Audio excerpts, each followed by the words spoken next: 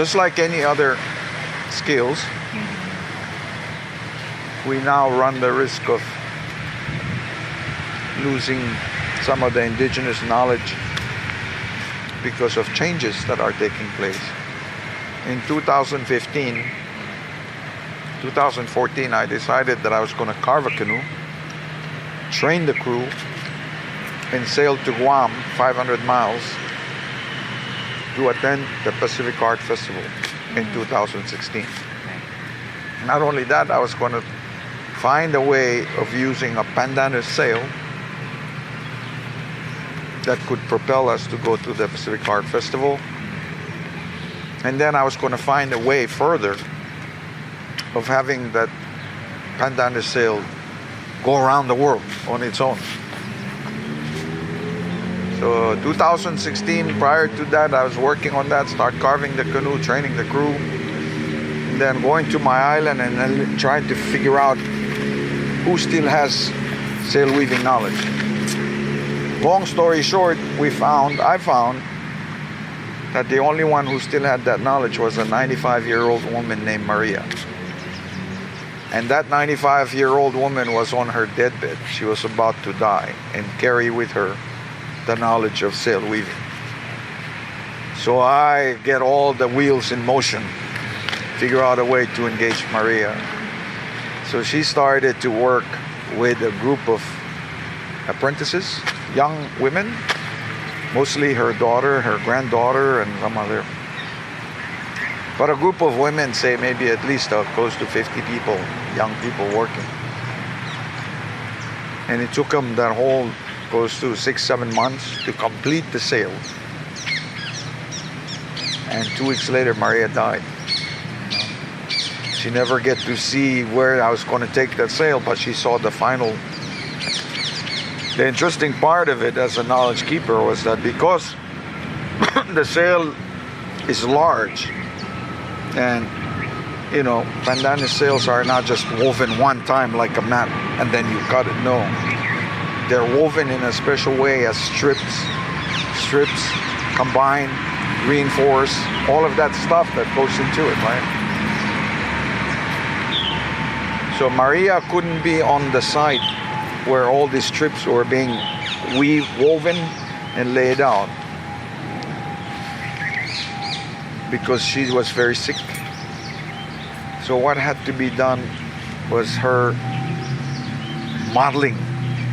So she actually wove a sail 100 times smaller than that sail on her deathbed with her students. While she was doing that, the students will take that knowledge and go to where the sail was and transfer the skills in there, right? So from a scale, these are scale work happening simultaneously.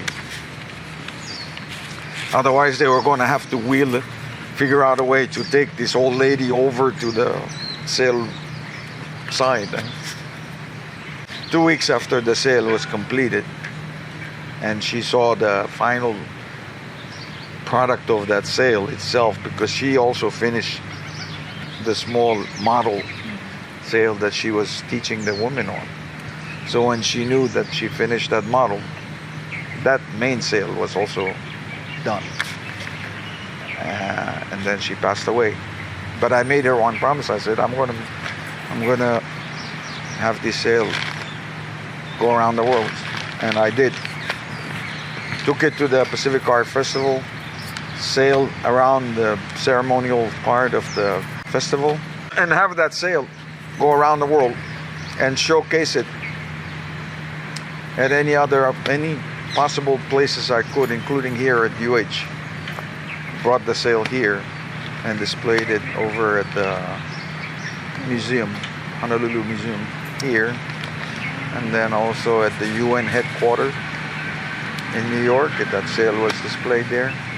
It went to Germany when all the G20 important presidents of the big industrial countries were meeting, and there's one pandanus sail displaying there. It went all over to Asia and then out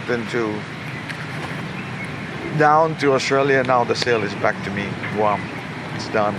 It's completed the voyage, and 2 months ago it came back to Guam. So it took about 5 years for it to go from places to places, and now it's back to Guam.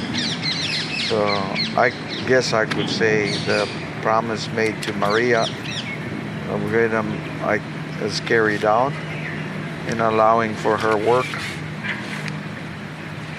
to be displayed. Also on that sail was a message of climate change, because that is still a primary concern for us. Sea level rise, intrusion of salt water affecting our crops. So they wove it into the sail, some message about climate change. And that was the message we carried it around with that sail around the world.